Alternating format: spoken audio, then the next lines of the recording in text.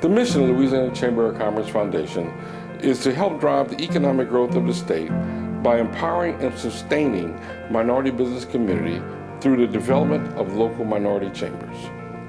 Today, we are joined by Representative Ted James of District 101 in Baton Rouge. Representative James is a graduate from the Southern University Law Center, where he's received his Juris Doctorate and is a practicing attorney.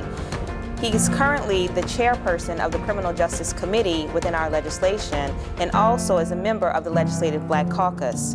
We're happy to have Representative James with us here today and would like to ask him a few questions regarding the current state of our economy in Louisiana, as well as some of the issues that are facing our nation today.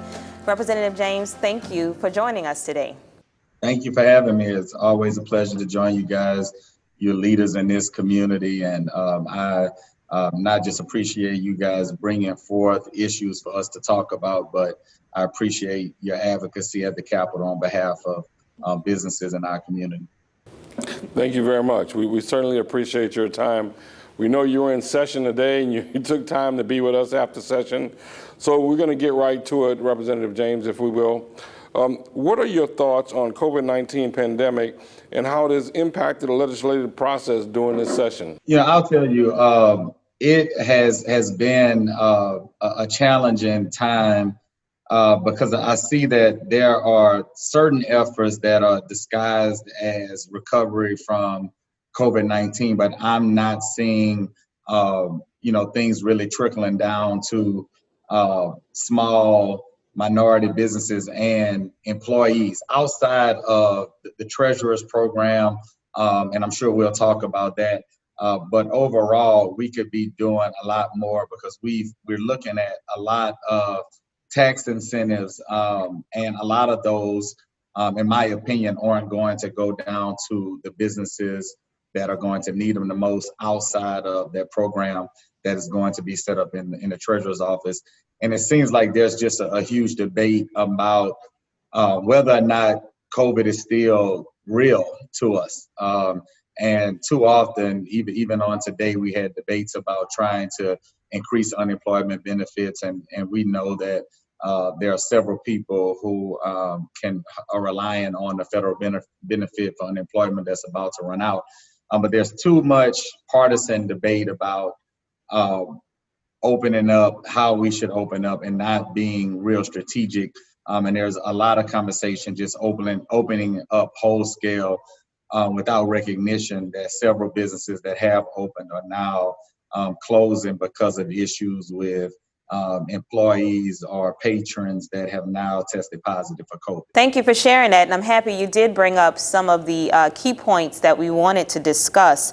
What do you feel the economic impact will be on the local minority businesses now that we are in the midst of the pandemic and teetering between our phased opening approach as well as looking at the upticks that are being reported to us now? What do you think that economic impact will be? When big businesses suffer, I'll tell you, small and minority-owned businesses are going to suffer at a larger scale for various reasons. Number one, the business owners and the employees that stand up our businesses in our communities are those that have been most impacted by COVID. So number one, how can we get our employees back? Are our employees comfortable coming back?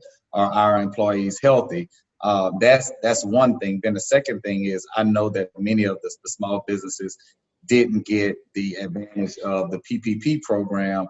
So they have been, operating for 3 months without that huge benefit from the federal government and relying on either SBA loans or savings.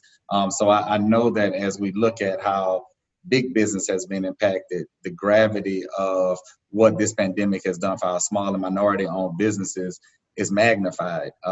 Whether or not we are doing our work to provide incentives long-term is a question that I don't think we've still addressed.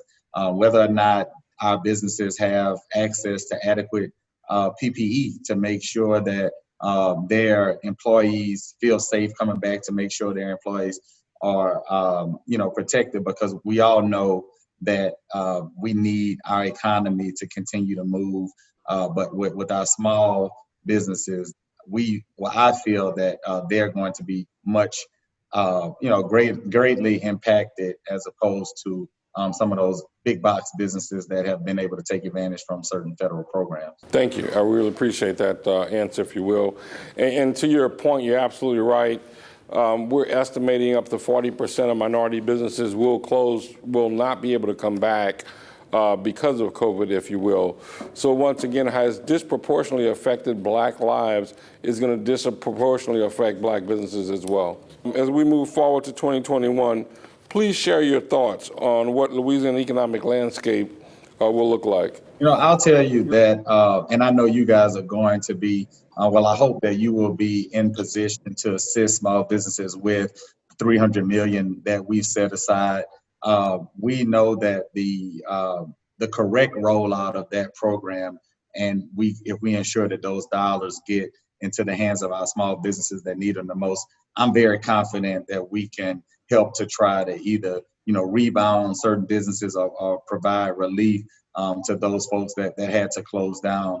One of the things that I really want us to recognize as a policy maker is the impact of our tax structure on small businesses, because a lot of what I'm seeing in terms of tax relief won't flow down to the small businesses.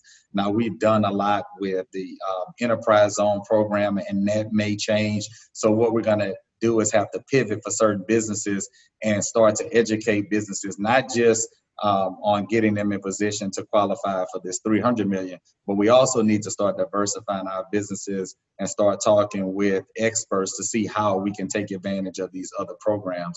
The enterprise zone is designed for communities that are directly impacted by COVID, minority communities, urban communities, those that have little to no investment. But I don't know if a lot of our businesses know how to take advantage of those things. So we're looking at about a $2,500 credit per new job. Black-owned restaurants. There's a bill right now that is expanding the enterprise zone to apply to restaurants, for those Black-owned restaurants. Yeah, thank you. You brought up some very great points regarding the current legislation. And before we transition into the state that's actually impacting us globally, I do want to ask if you can share with us how individuals can follow or be made aware of these changes that are coming out during session. Is there a place that they can go, or what is the best method for them to stay up to date on those pertinent issues that will impact their businesses? Yeah, I'll tell you to, always go to the Louisiana Economic Development website, the legislative website. For those that are familiar with the process, I'll say that it's user friendly. But for those that haven't been a part of the process, being able to track those bills and track amendments as the process is moving, I know that that's difficult. So I would suggest establishing better relationships with the Legislative Black Caucus. I know you guys have extremely, thick ties to our organization, and we talk very often. But even in these times, normally I will see you guys at the Capitol quite often. But now, it's not inviting for folks to come to the Capitol because we have processes that are, limited capacity of seating. So we don't see as many advocates and stakeholders down there. So I think that we just have to start having larger and greater communication with the members of the Black Caucus, Democratic Caucus, so we can educate you as things pass. We only have a few more days in this special session, and I know that a lot can happen with the budget. Another great resource that I would always, tell folks to go to is, not only the elected officials, but, make sure you're following minority-owned publications that track things that are going on in the community. Usually those publications are talking about the right questions that we should be asking. I'll tell you, we have a lot of folks that are out there fighting for minority-owned businesses and small businesses to get a larger piece of the pie. But it's always great to have those conversations. And prior to us getting to our close, I do wanted to thank you for your valiant efforts in leading the bills that you have related to criminal justice reform.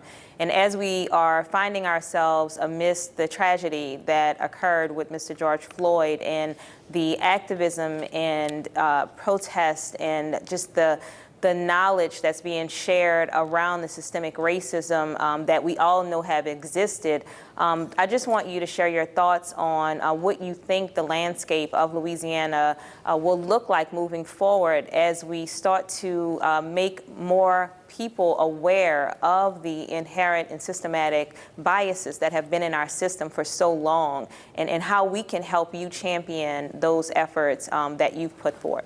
You know, one of the things we have to do is be committed to take that activism that we're seeing in the streets of Baton Rouge, New Orleans, Monroe, or Shreveport, and make sure that we are committed to, you know, bringing that activism into the legislature and to various city council chambers across our state.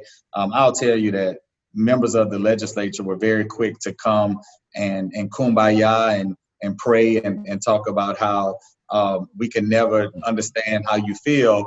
And I've told them, you know, we don't need you to completely understand. We just need your help to get some legislation passed. And what I fear is that by the time we get back to session next year, I don't want this to be one of those situations that the interest has already peaked. We need to peak when it's time to go back to session, be it this fall in a special session or next year in 2021. So we just have to continue to, as we're fighting about, you know, the economic recovery, we have to make sure that Black lives are protected. We have to make sure that we continue to hold legislators' feet to the fire in terms of police reform, criminal justice reform, because what we're seeing is that we are spending millions of dollars, hundreds of millions of dollars over incarcerating people that look like all of us on this call, and many of the people that we represent, and those dollars can be used to trickle down to business. So it's about economics. Economic justice is one that that's why I'm so appreciative to, you know, the chambers for really pushing the issue, because we always have fought for social issues, but causing us to pivot into these financial issues. And I appreciate those things. And I want to, you know, just encourage folks that aren't members to join, because a lot of times we don't know what's impacting business owners. I'm a lawyer. I know what impacts the practice of law. But if I'm not hearing from business owners, we have no idea about what or how things have impacted them. And we just have to be as vigilant on those things as well as criminal justice reform to make sure that when it's time to pass legislation, we have folks in our community that are pushing for it, because you guys have seen it was hard to just get a resolution passed to study the issue. Right. Exactly. We haven't even talked about policy change yet. Just a recognition that things should be changed in terms of policing has been very hard to get folks to support. We champion what you said when you talk about economic empowerment and job growth, and that's what we're all about, because without our people participating in the economic pie, there is no pie. There is no pie. Job growth and economic development is hand in hand. And when we're talking about 32% black in the state, 40% total minority, you can't talk about lifting the state and leaving 40% of it behind. So as economic development and job growth is for everyone. And we've all got to participate in this. And in the past, we have not. We've obtained less than 1% of the state receipts, if you will.